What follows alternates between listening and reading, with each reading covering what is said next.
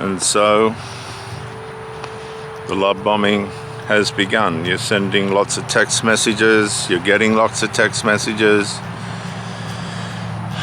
some particularly poetic. Even William Shakespeare would be surprised with the use of the romantic language that is in some of the texts. The sun, the moon, and the stars colliding, and the ocean rolling, and the wind blowing, all equivalent to the love this person has for you. Psst. Go on. Then, as the relationship goes on and settles, everything appears to be just fine, perfectly fine. A few little teething problems, a few moments where possibly things don't seem right, but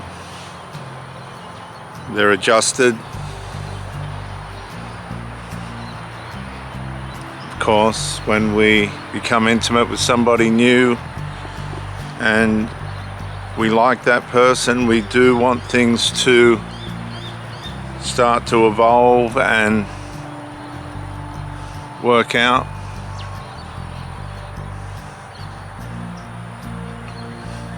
So we allow things to be put under the carpet, as it were, be put in the closet. Excuse me. And then all of a sudden there's this little tension.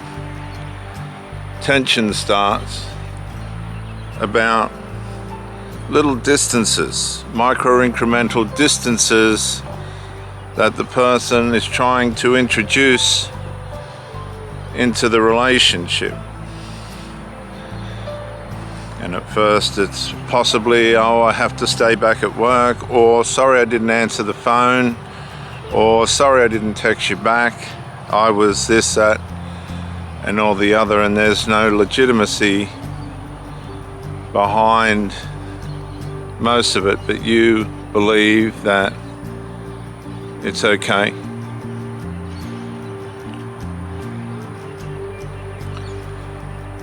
And the frequency of this intensifies. And all of a sudden there's some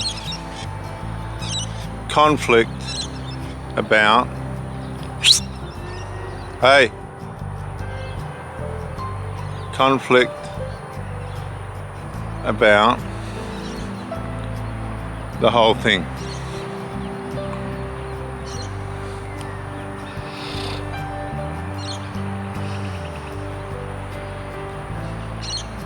Why are they trying to make space? And this could possibly be the first sign that you're dealing with somebody that is trying to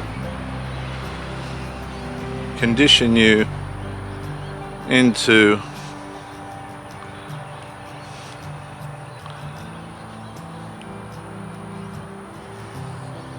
having a relationship of convenience, not of love. And this is where you have to, don't do it, Hank. Hank, no. No. There's a big Alsatian over there, which would probably eat this dog alive. And if he runs over to it, he probably will be eaten alive. So, excuse me. Besides the love bombing stage, the pushing of the relationship initially, which is a first sign that this could possibly be trouble, forcing things, not taking their time.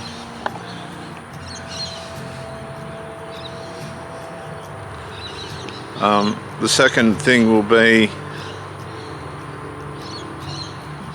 introducing micro-incremental distances, spaces that are not relationship orientated, but are being forced into the relationship by way of excuse, and behind the scenes there's no legitimacy for it except the fact that this person is trying to entrain you into becoming a convenience for them. That means they're trying to condition your mind to accept that these distances that are being formed are just by way of life, but they're not. They're by way of the person's condition. And this means the person may not be as interested in you as you originally thought and were led to believe, and you have to have your smarts about you.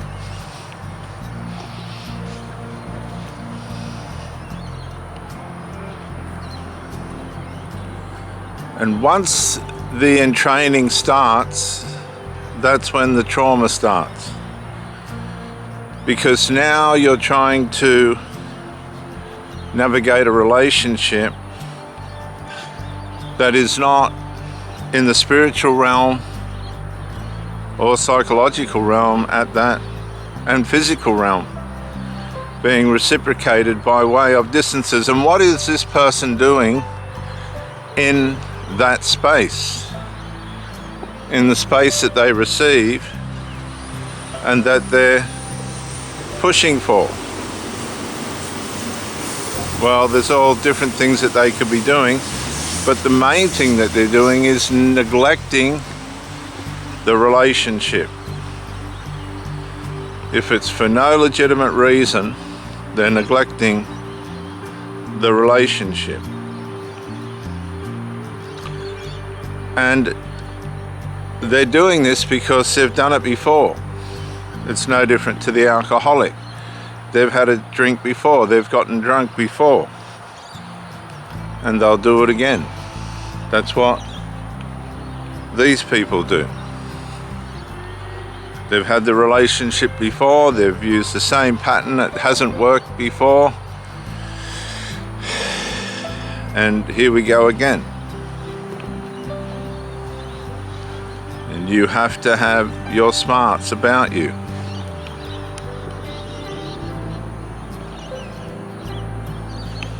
You start to realize that this person is not all in. And this begins the trauma bond. They start to do things that you disagree with, and this starts a trauma bond, which means you are now bonded to this person and have to fight within yourself to find a way out. And this comes as a shock. This is why I say this is where the trauma begins, because now you realize that you've been duped, and you're trying to produce a relationship with somebody that is never really going to put themselves in it far enough to give you one. And as I said before, there can be many, many reasons for this. A lot of these single mothers are culprits of this because they're so bonded to their adult children. They've got little husbands or little wives, if it be a man that you're with, that they need to go home to. They're only coming out in sessions and in time lapses to have sex. That's all it is. It's not love, it's sex.